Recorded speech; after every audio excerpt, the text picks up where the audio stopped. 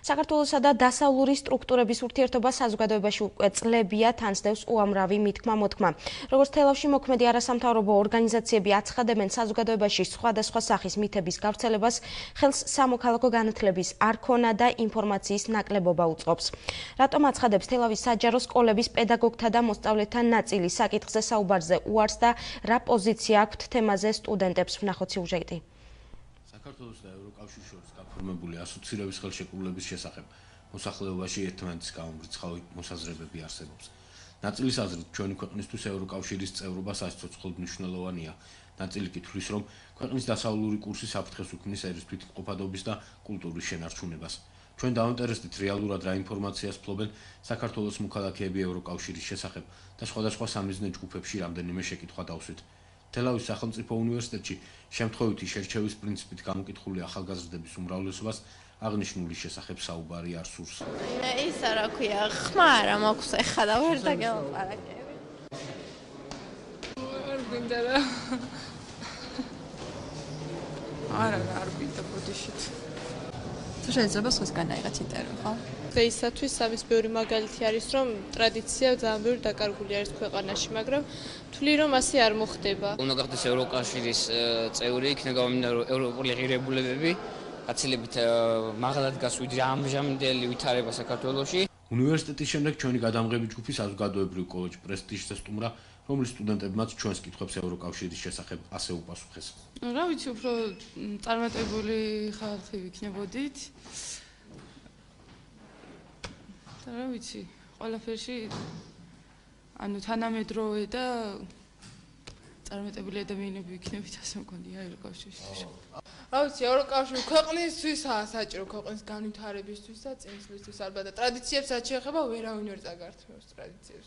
მე პირადად გავიხსენებ 1793 წლის გეორგიევის ტრაქტატს, რომელმაც ჩემის აზრით შეგვინარჩუნა სარწმუნოება, ყველაზე უპირველესი. არის ისეთ კანონებთან თუნდაც როგორც რაღაც ახლა ერისქესიან და რაღაც ისეთი რაც ქვეყნის დისკრიმინაციას და სარწმუნოების დისკრიმინაციას ახდენს. მე ასე ვფიქრობ.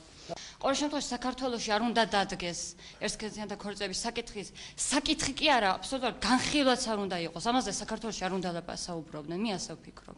ვიუკითხეთ თელავის ნომერ მეორე და მესამე საჯარო სკოლებს. თელავის მესამე საჯარო სკოლაში არც პედაგოგებმა და არც მოსწავლეებმა აღნიშნულ საკითხზე საუბარი თავად არ ისურვეს. რაც შეეხება მეორე საჯარო სკოლას, იქ გამოგვიცხადეს, რომ სკოლის ტერიტორიაზე გადაღების საწარმოებლად და ვინმეს ჩასაწერად განათლების სამინისტროს სპეციალური ნებართვა უნდა ქონოდა. ჩვენ დაუკავშირდით საქართველოს განათლების და მეცნიერების სამინისტროს, სადაც გამოგვიცხადეს, რომ სკოლა არის ავტონომიური ერთეული და განათლების სამინისტრო მედიისთვის არანაირ ნებართვას არ გასცემს. მათ დაგვიდასტურეს, რომ სამინისტროზე საკითხის გადაბრალებით მეორე საჯარო სკოლამ უბრალოდ თავიდან მოგვიცილა.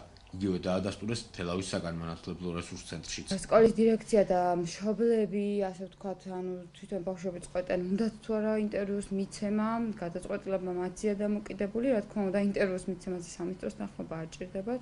თუ რა ინფორმაციას ფლობენ ევროკავშირის შესახებ, ამ კითხვით ჩვენ შემთხვევითი შერჩევის პრინციპით მცირე გამოკითხვას ჩავატარეთ. ევროკავშირი ევროპის ქვეყნების გაერთიანება, მე მგონია ძირითადად სავაჭრო, რომ ერთი მეორეში ვიზების თვალსაზრისით ერთი მეორეში შესვლა გამოსვლა და სავაჭრო ურთიერთობა. აბა მდგომარეობა ვერ არის სახელმწიფოში კარგი და ვის რა თუნდი ხარ უხეირო. მანი აზრი გვაინტერესებს. რას ფიქრობთ ევროკავშირზე? რა იცით ევროკავშირზე? ჩვენ არ ვიცით.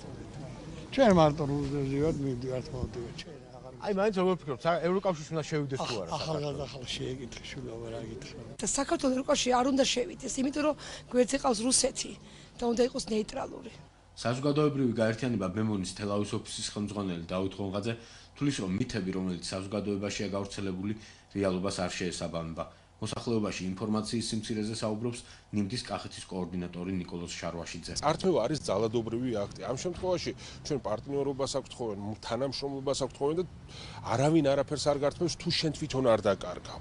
და არავინ არ გვეუბნება ქუჩაში და უშუალო ურთიერთობაში ჩვენ ერთმანეთს ველაპარაკოთ ივენთებით, ტრეინინგებით, კონსენსუსებით, როდესაც გვაქვს ღონისძიებები, როდესაც გვაქვს სასწავლო კურსები და შეთანხმებები. საკმაოდ დიდი თანხები იხარჯება ჩვენ ჩრდილოური მეზობლის მხრიდან პროპაგანდაზე, რაზეც ევროპაც მუშაობს, სადაც თვით ნატომაც კი შექმნა ცალკე ოფისი, რომელიც ამ პროპაგანდის წინააღმდეგ იმუშავებს და ვფიქრობ, რომ ეს კარგად მუშაობს ჩვენ საზოგადოებაში, ისეთ საზოგადოებაში, რომელიც დღეს ჩვენ ვართ, ანუ ნაკლებია განათლების დონე, ნაკლებია ინფორმაციულობა. საქართველოსა და ევროკავშირის ურთიერთობების ასოცირების შეთანხმებით ჩვენი ქვეყნის მიერ საქართველოსა და ევროკავშირის ურთიერთობების ასოცირების შეთანხმებით ჩვენი ქვეყნის მიერ აღებული ვალდებულებების და ზოგადად ქვეყნის დასავლური კურსის შესახებ ინფორმაციის მოძიება დაინტერესებულ პირებს ნატოსა და ევროკავშირის შესახებ საინფორმაციო ცენტრის ვებგვერდზეც შეუძლიათ. საიდანაც ირკვევა, რომ ევროკავშირი არც ერთ წევრ და წევრობის კანდიდატ ქვეყანას არ თხოვს კულტურულ და ეროვნულ ასიმილაციას.